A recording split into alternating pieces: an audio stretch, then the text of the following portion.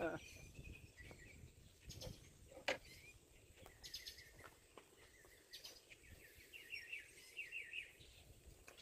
have arrived.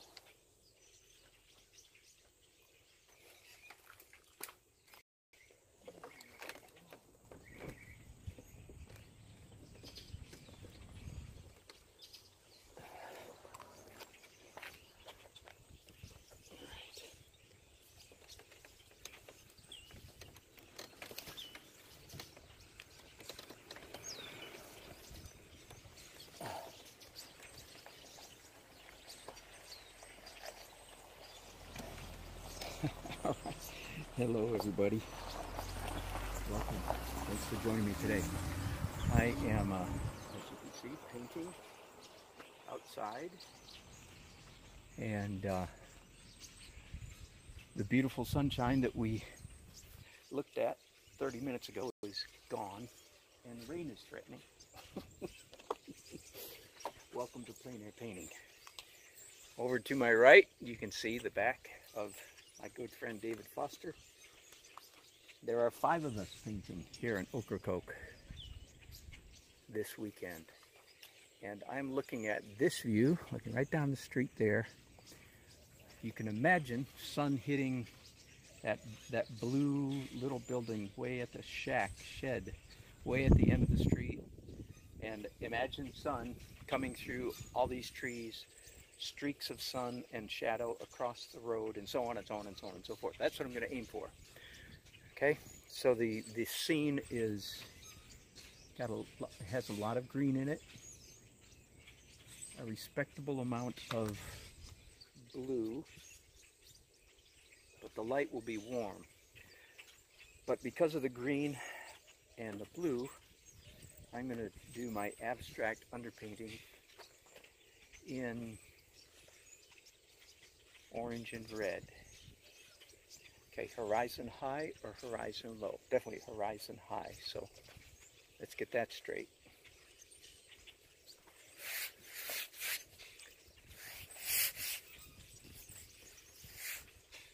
Let's do some bright yellow just for fun.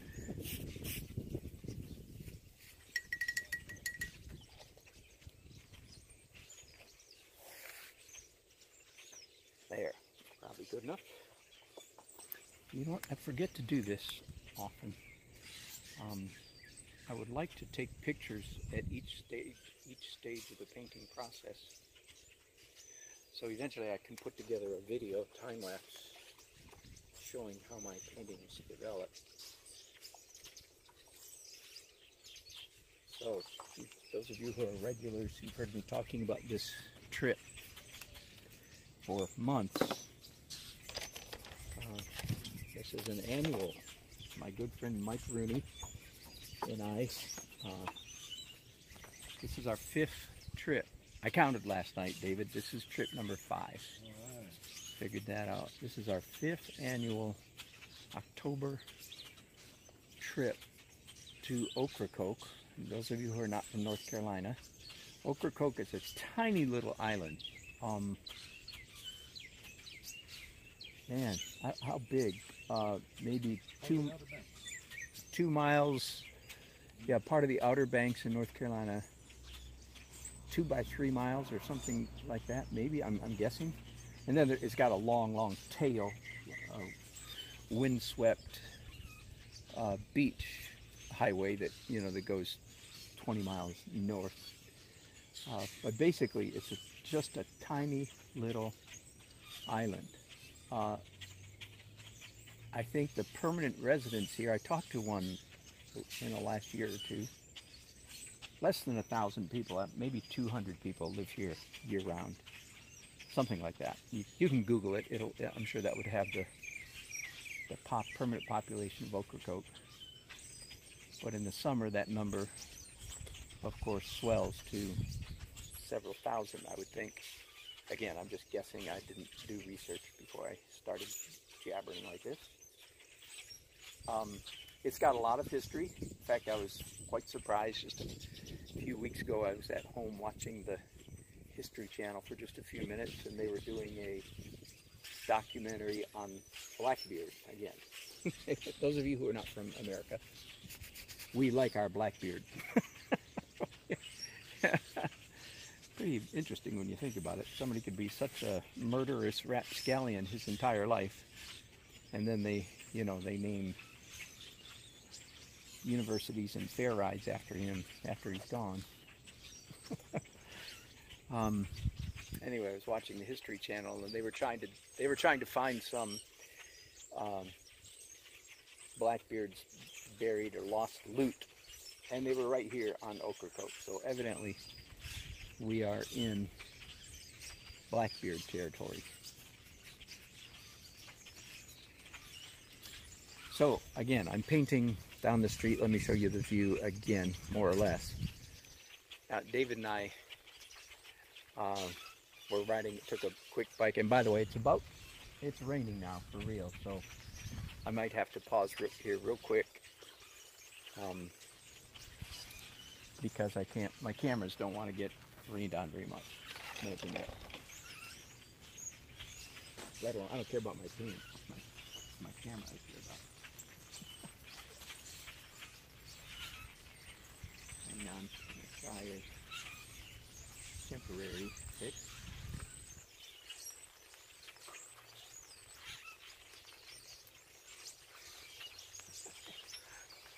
Okay, you guys are covered for a minute.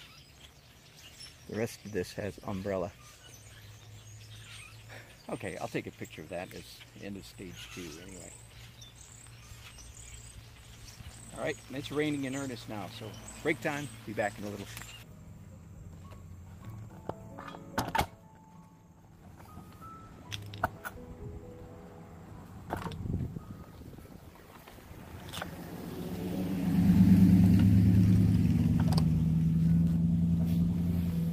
Alright, welcome back, welcome me back.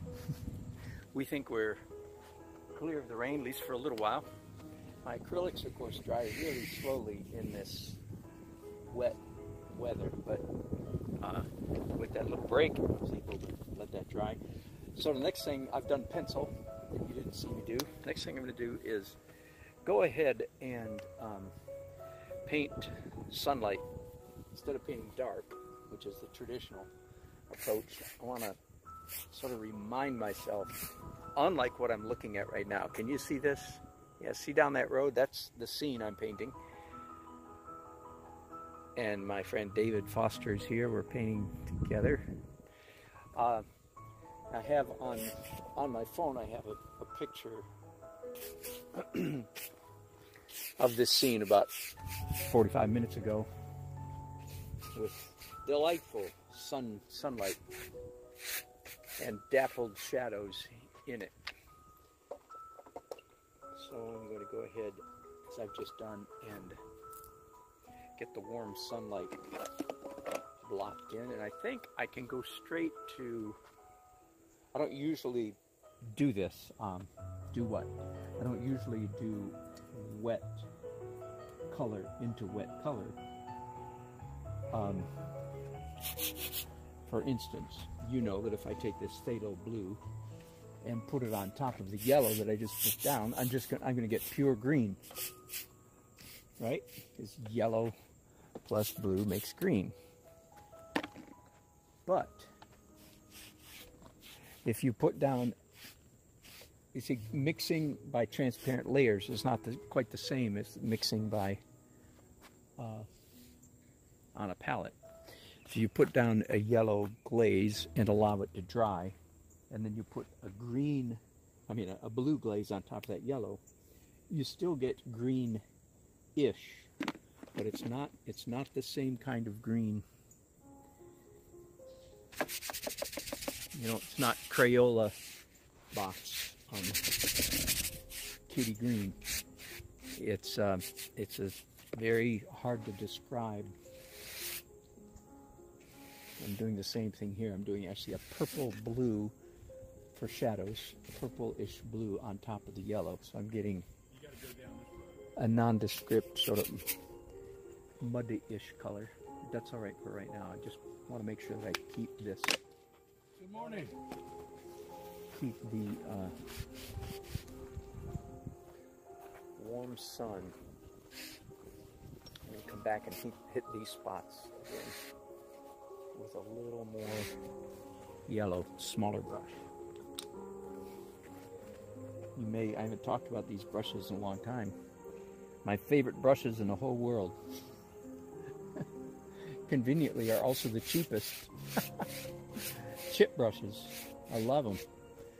And if you ever take one of my painting classes, a chip brush is one of the required tools. And I'll go ahead and tell you right now, in case you ever take one of my classes, that this is a chip brush, right? Got it?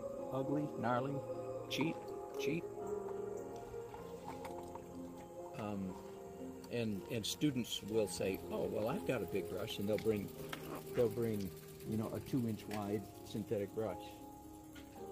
Much to their slight embarrassment, because no, because your nice 2-inch synthetic brush makes nice marks. It doesn't make streaky, messy marks like this does. And the streak and the mess is a huge part of the chip brushes. That's why I like them, because they don't do what they're told. There's not much I can do right now while I'm waiting for that to dry, except go ahead and do some white. So let's do that. And again, if you followed me up until a year or so ago, I don't think it wasn't broadcasting regularly at that time, but I used to, in the olden days, I would wait until my transparent glazes were dry before I came in and did the white. And then I matured a little bit and realized that I was missing, by waiting for it to dry, I was missing a golden opportunity to create some very interesting and painterly marks. I don't often use a palette knife in the acrylic stage, but I do once in a while. This is one of those onesies.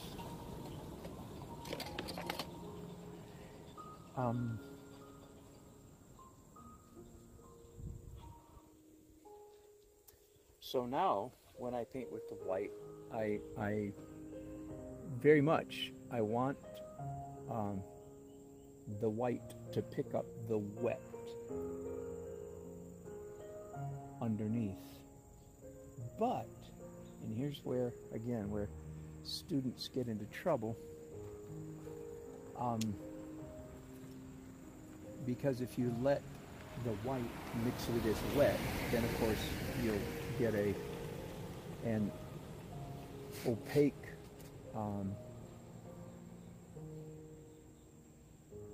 hang on here to decide where's my shadow, where's my sun. You get an opaque color, which is where most people are comfortable if they're traditional painters. They're comfortable painting in more or less opaque layers of paint. And you could say my whole thing, my whole shtick is layers of transparent color.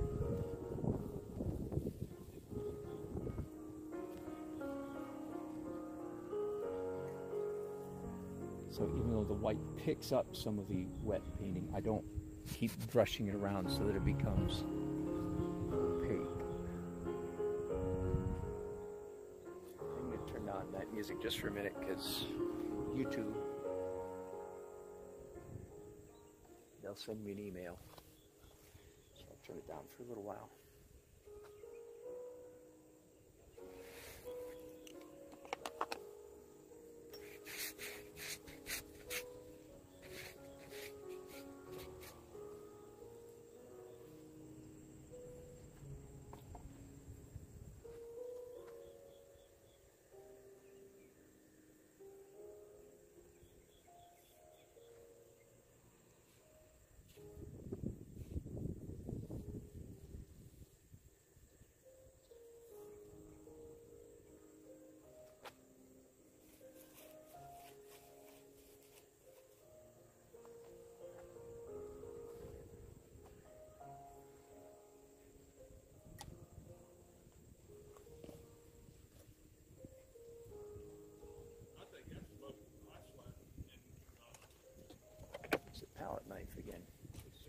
twice in the same painting.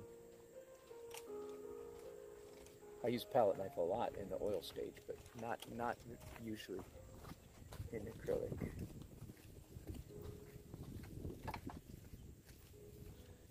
There's a handicap ramp.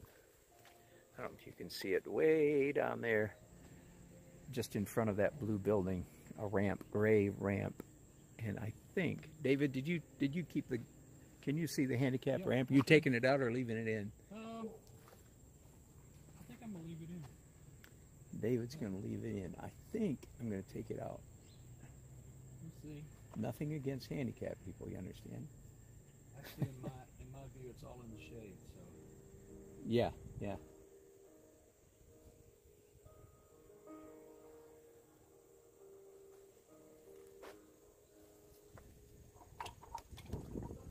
Okay, before I take another little break, by the way, some beautiful stuff happening down here. That's gorgeous. You can't make that stuff up. You can't create that on purpose. You just have to create an environment where that kind of thing can happen. Before I take a break, though, I'll show you one more thing that it's a little bit premature, but I'm going to do it anyway. When I'm waiting for white paint to dry, it's a little bit thick, so it takes longer. I can do two things. I got some dry brushes here.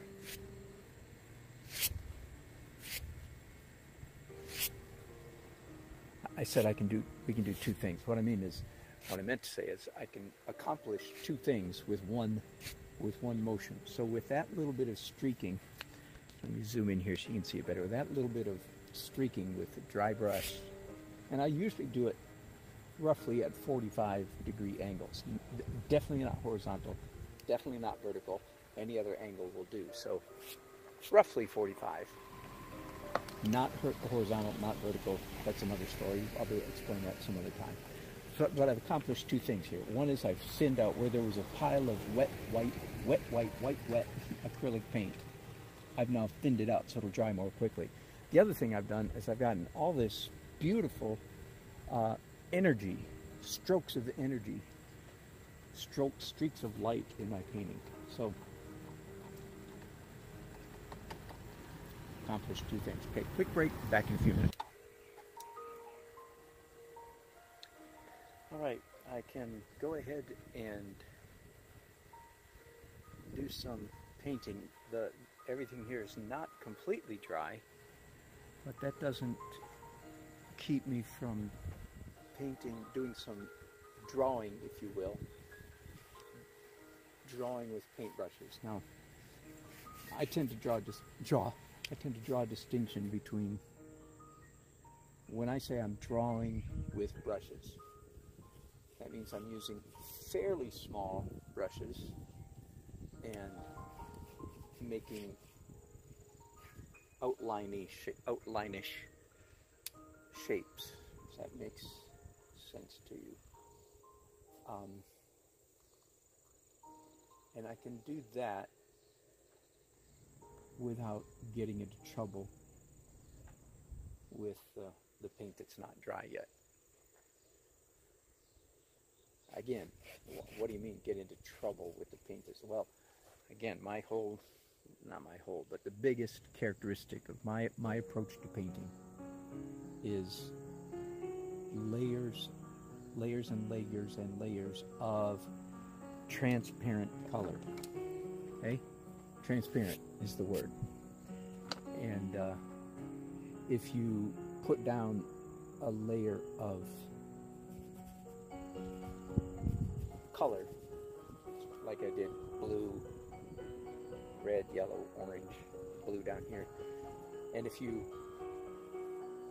before it's dry, if you pick up your brushes and do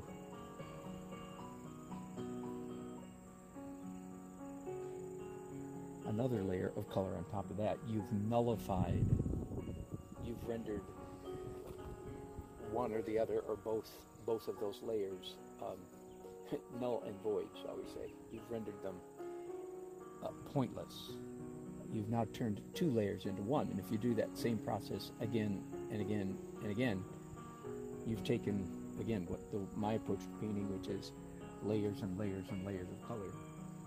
You've turned it into one layer of color. So you have to wait for it to dry in between each layer, so that in fact you get layers of color.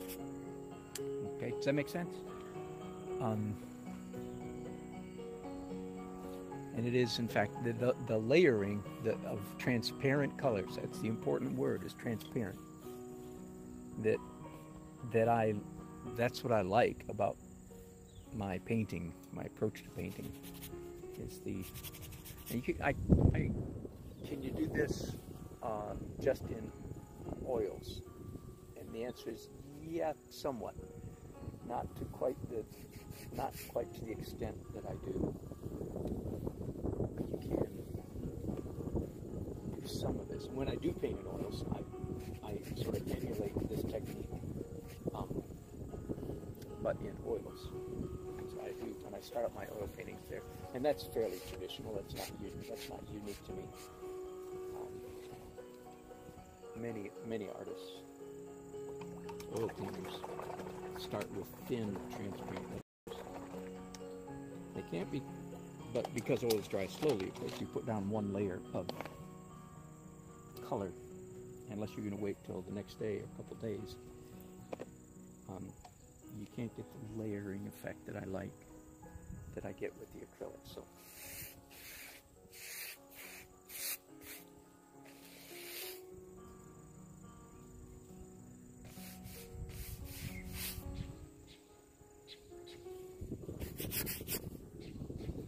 I like drips, but I'm not going to like all of those drips right there, so I'm going to come back later and diminish much of that.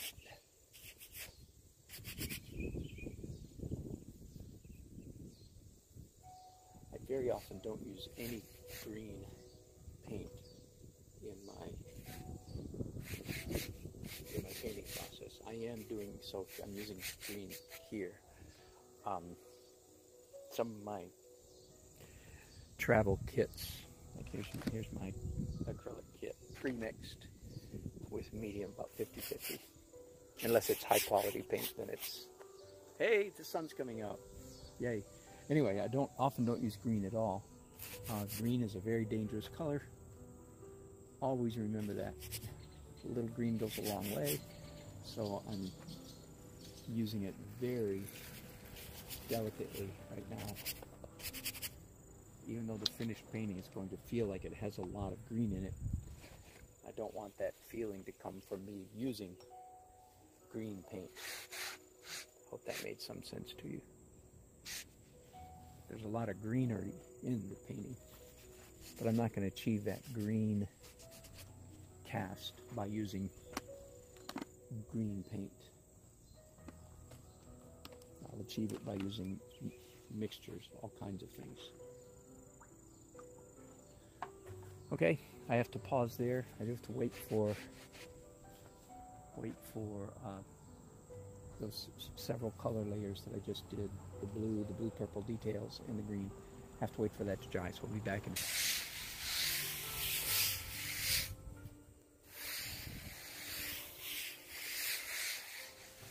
Okay, I believe that's dry enough to work. I've almost got a problem here now that the sun is finally out. Ooh, wait, camera time. Let's take a picture of that. Doesn't have quite what we saw a while ago, but because the sun has moved. Can you believe it? This is one of those days that the sun is moving. And there used to be a number of streaks across the road there, and that's what I'm still going for. Okay, so this is dry, and normally, maybe you know this, the dance of painting: large, small, light, dark, literal, abstract. So the last step I did was large and dark. Normally I'd go to something small. We're going to break the normal pattern, and I'm going to do dark, large and dark twice in a row. So every once in a while in dancing, you can do the same exact step twice. I can use that analogy. I need to get some shadows going. I'm saying. And by the way, the composition, the design, if you will, of this painting, it's pretty simple, and pretty much anytime you look down a road, you know, your I would say your composition options are somewhat limited. Not in a bad way, but so using Edgar Payne's design stems, this would be, he has one called the tunnel, or even a mass. Our eye goes directly to right here. I need to make sure I get just enough energy happening up here in this building, this house and this building, so that my focal point's not stuck right in the middle. So I need to drag it over this way, and the stop sign there. Anyway, it's often a good idea. You can just Google Edgar Payne, P-A-Y-N-E, Edgar Payne design stems. I've talked about him quite a bit over the years. The father of the California school of plein air painting, mid-20th century painter, brilliant. And he said that all the good compositions in the world can be boiled down to these. I forget, 12 or 13. I should know the number, but and then I took those 12 or 13 and turned them into an acrostic, into a sentence. NFL teams are too extra large. T-O-O, too extra large. So a little bit of humor to help mnemonic device. And that's all I'm going to say about that right now. But it's not a bad thing if you can look at your painting and designate it as to which Edgar Payne composition this or that painting might be. Doesn't guarantee it's a good painting, but there's a good chance. Oh, whoops! I'm painting that building the wrong color. So obviously that little bit of red is going to add interest later on, but I'm going to remove some of it. This building up here's, and the stop sign of red. There we go.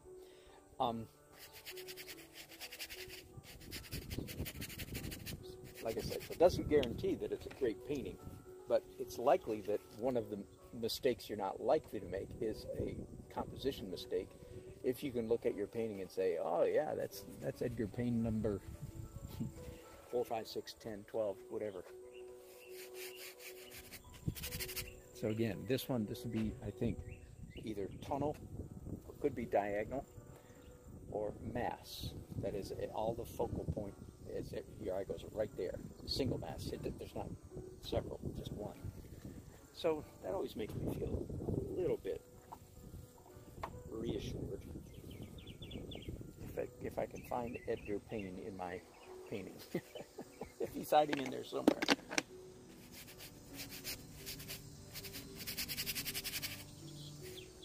Okay, a big part of the charm of this scene, I'll show it to you again for those of you who are joining me late, down the street, is the little blue shed with the white trim. And of course, it doesn't look really very good at all right now because the sun has gone behind a cloud. But that blue with white trim, and then red with white trim, and the stop sign, and then the massive foliage and shadows going across the road, that's huge. Now, I was just talking to David, my buddy David, who's standing here in front of me painting. Say hi, David. Hey, guys. Thank you. Just to let you know he's not deaf mute, and I am irritating him to death by jabbering away back here. Actually, I'm hoping he's taking notes.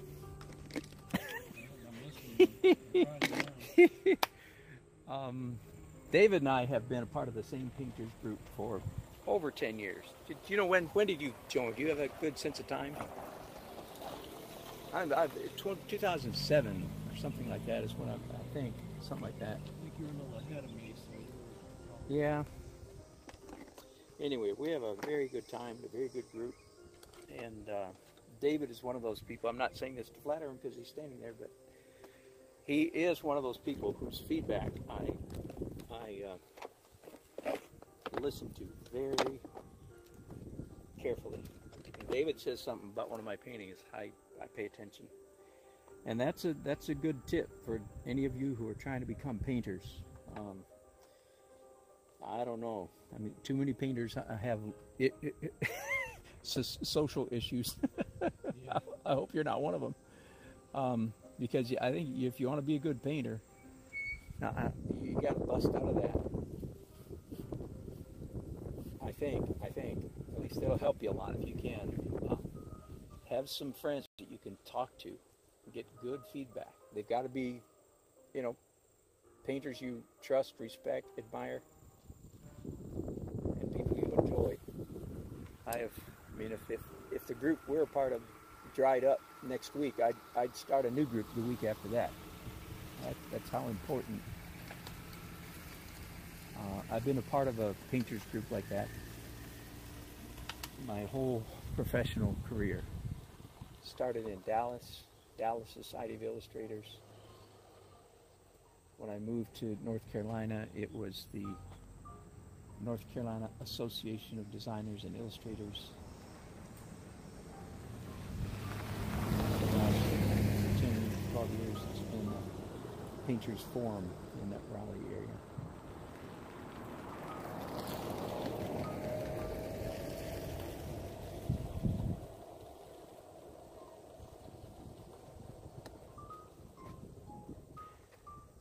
Anyway, I was talking to David before I started broadcasting last about my hope, of course, to progress, advance, get better as an artist. And I feel like for me, right now, a big part of that is learning to leave more stuff unfinished, noodled. Some use that word in my presence not long ago. And I chuckled, thought, what a perfect word, noodling. We all noodle. Noodling is fun and deadly if you're an artist. Okay, so leave stuff. Now see, what I'm doing right now is classic noodling. Careful, detailed, accurate, right? That's noodling. But I'm okay, I think, because I'm going to leave all of my noodling, so to speak, is right here. It does not escape and spill out. I'm not going to noodle all the way down. This part of the painting is 80 to 90% finished. It's going to stay just the way it is. In fact, David was showing me somebody he admires highly, and her name was Laura. Wait. Robb. Laura Robb. R-O-B-B. She's a still life painter, and David, by the way, this guy here, he's always doing this to me. He's always introducing me to really good painters. Which again, that's part of what happens at our Painters Forum. So say, this person or that person. Anyway, so I just looked at Laura Robb stuff, and David brought her up because it fits in with what I was saying I'm hoping to get better at. Leaving more of the painting in its beautiful, and it's kind of an important word right there, in its beautiful abstract glory. Now, the fine line between ugly abstract and beautiful abstract. There's the rub. But leaving it unfinished. So, and I don't know, as I've been looking forward to this week. I look forward to it all year, but I've been looking forward to it here recently in particular. Because in my mind I'm going, okay, this week I'm going to make progress. You hear that, David? I did. I hold you to it. I'm good. That's right. That's right. You please do. I'm going to make progress in anti-noodling. Stop that noodling stuff. Stop. And I think I may have mentioned this to you guys, some of you, if you're a regular viewer. 2 weeks ago, I spent quite a bit of time, like 2 or 3 days, uploading a whole bunch of artwork to Fine Art America. Please feel free to go there and buy stuff from me, that is. I don't care if you buy stuff from other people or not. But anyway, so for me, it was sitting there at my computer for 2.5 days. It was quite the retrospective on my painting. And usually when I go back to old paintings, I don't like them as well because, thank God, I've improved. I'm better than I was a year ago, 2, 3, 4, 5 years ago. But there were several. I uploaded some paintings, I don't know, maybe as much as 4 or 5 years old. And I didn't upload them if I didn't like them, if I didn't think they were good paintings. So it surprised me is there were several paintings that I basically hadn't thought about for years back there that I actually liked. It's like, whoa, that's a nice painting. And here's the key. There was a category. It was the paintings that were less new. It was the paintings that were less finished. I think without exception that I liked the best. Okay, I have to wait for that to dry. Quick break.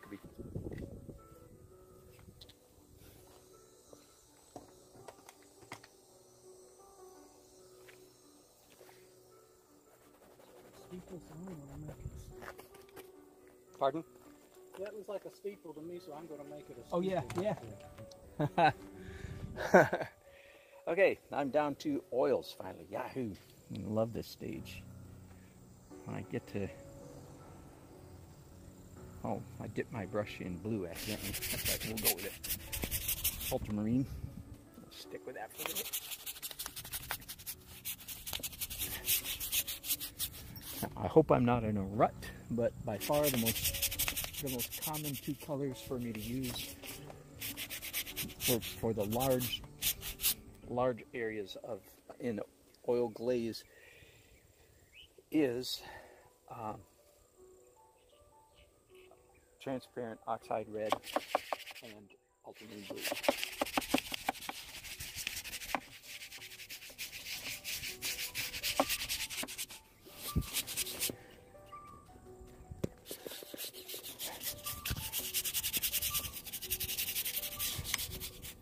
And I will very often, as you see me doing here, cover more of the painting. Right now, again, I'm using ultramarine with a lot of liquid, lots and lots of liquid, right? And I'm covering maybe the entire painting. Yep, I'm just going to go ahead and do the entire canvas.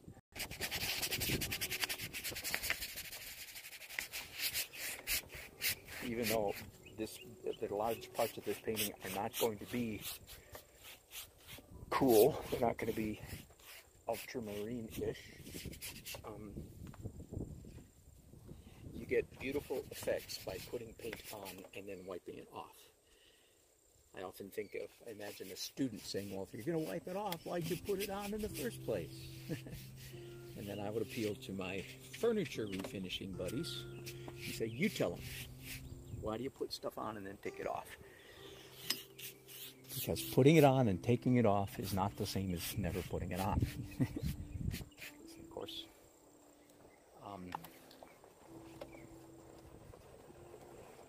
you achieve beautiful effects by painting in the negative. That is by removing paint. So I just want to wipe off these brushes. They're moderately clean, not real clean. And now, to dip my brush, let me give you guys a quick view of my palette. So you can see what I'm working from here. Rainbow order from purple, cool red, warm red, orange, warm yellow, warm green, cool green, warm blue, which is phthalo, cool blue, which is ultramarine. So that's, and then the next color would be purple violet, right back to here. So that's the color wheel or rainbow order. And then typically I do my browns, right? At the moment I only have one brown out there, but that will change here shortly. I do my browns light to dark, so like Naples yellow, yellow ochre. Those are not yellow, those are brown. Don't be fooled. This is called oxide red. Don't be fooled.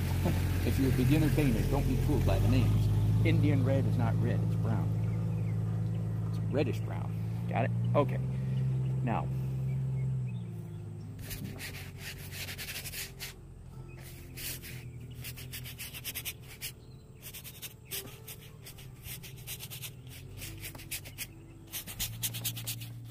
again, this is oxide red, very close to sienna, burnt sienna, an orangish, definitely orange-ish brown. Beautiful color when it's made transparent. That's why I use it a lot. I like it.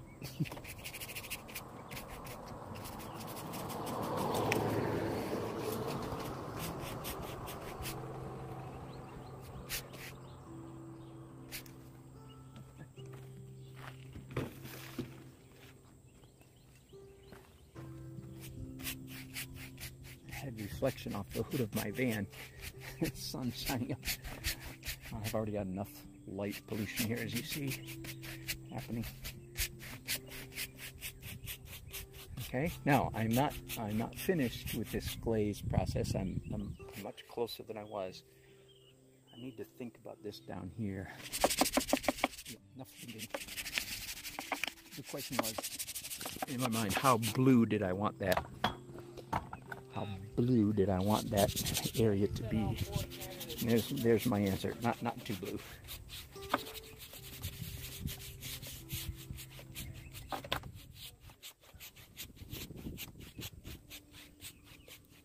I mentioned a while ago that this part of the painting down here might be 85 to 90% finished. Now, at the moment, I knew that I was going to do this glaze. And now I will say, at this point, this part of the painting might be 100% finished. Although I just put some violet on my brushes. I am going to vignette. I don't know if that can be made into a verb or not. To vignette the corners is to darken the corners. Pretty standard. Not always, doesn't always need to be done. It's not a hard and fast rule, but it's a generally speaking, a good, something to keep in mind. Do you want your corners to go dark-ish? And most of the time I do.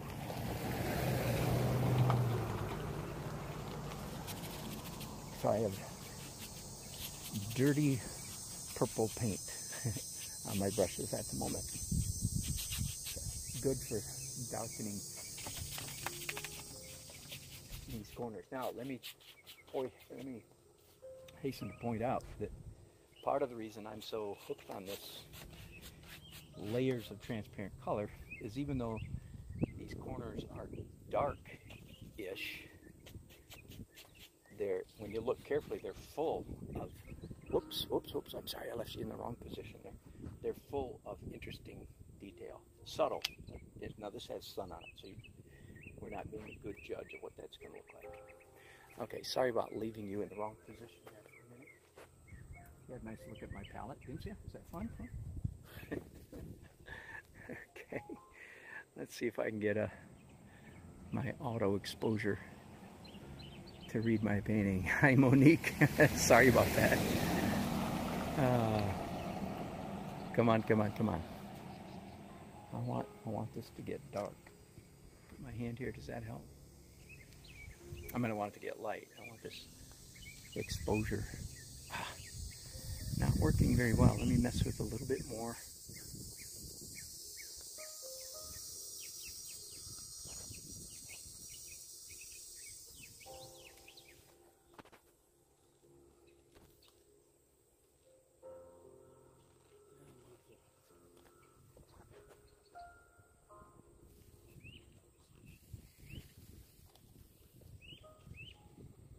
Is that any better? Not much. Okay, so I'm going to put these brushes down. I will clean them later. I don't like wasting time cleaning brushes in the net like that in the middle of the painting. So, and at this moment, I wish I had some cotton rags. I do not. Do you? You have one? Oh, fantastic. Thank you. Okay, so I'm going to lift out with a rag. And again, someone might say, well, if you're going to take it out, why'd you put it in the first place? Right. Because, of course, I'm not taking it all out. That would require scrubbing with, you know, paint thinner. So I'm just taking off most of it. I love negative painting by taking paint off the canvas, because you can achieve such extraordinary control without being a control freak, without falling into the negative aspect of control, which, you know, usually you run into when you try to paint in a very controlled manner. So I love rubbing, because I'm just like, it's like having a dial on a computer screen and adjusting, you know, light, dark, contrast, and so forth. That kind of control. There we go. Now, the problem for you guys is, throughout the rest of this broadcast, my entire canvas is now shiny because of the liquid. I like it shiny, but it's hard to take pictures of because you're getting a lot of glare. So there's not really anything I can do about that. I'll try to remember to post on YouTube community. I'll try to remember to post a finished photograph of the painting. Okay, break time. So I have basically 4 steps left. Not always in this order. Draw, typically draw with pencils. If I don't see much, I've done pencils one time already. And I don't see much pencil, so I'm going to do that. Pencil, then draw with brushes, then my fuzz layer, which is grown into a very important step of the process, and then final opaque highlight. So essentially, if I don't cheat, which is of course always legal, to go back and redo something, I've got 4 steps left. Little break here, and I'll start another broadcast so this one doesn't get too long. Thanks you guys for watching. Appreciate it. I look forward to reading your chats.